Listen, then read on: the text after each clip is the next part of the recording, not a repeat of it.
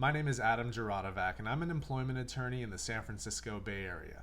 And today we will be discussing the frequently asked questions about California's COVID-19's supplemental paid sick leave.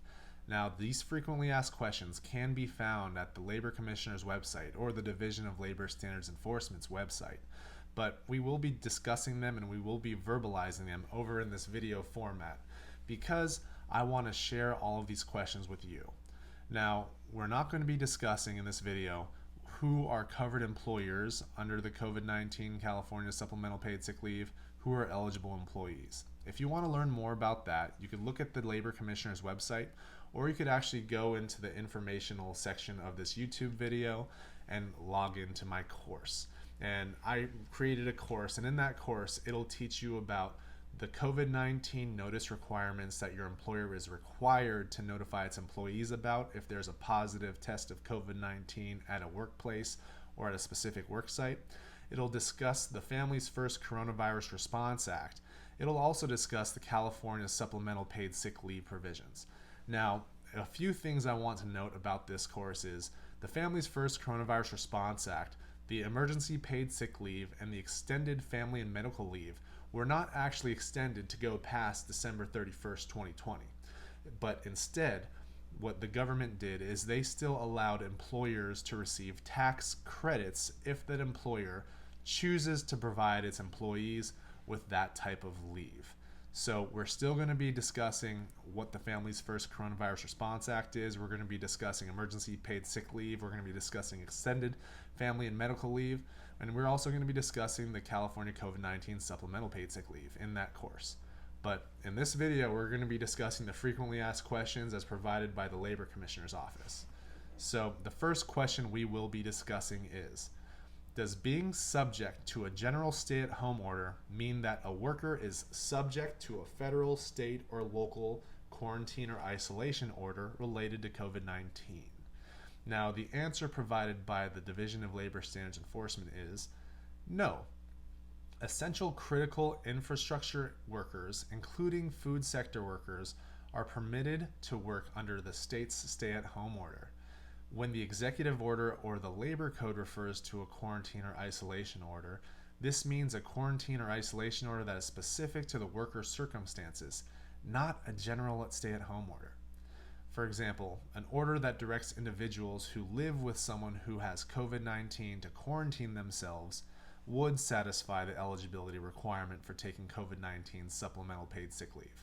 So, for example, if your county is subject to a stay-at-home order, but you're an essential worker, you still need to go to work.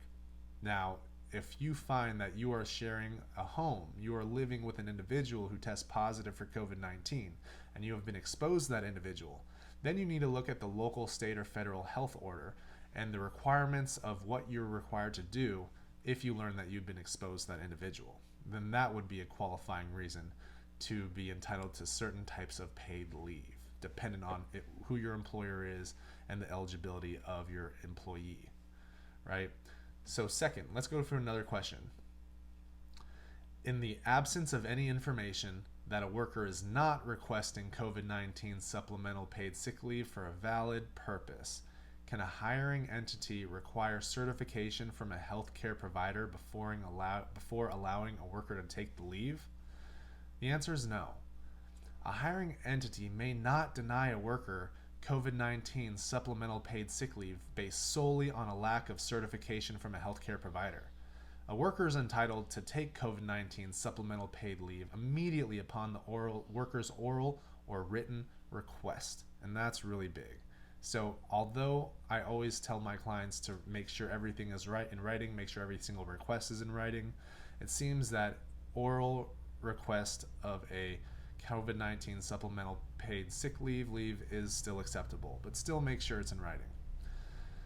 The leave is not conditioned on medical certification, which means you do not need to provide a doctor's note to your employer in order to be entitled to this type of leave. You still need to be covered under the 3 qualifying reasons for that leave, however.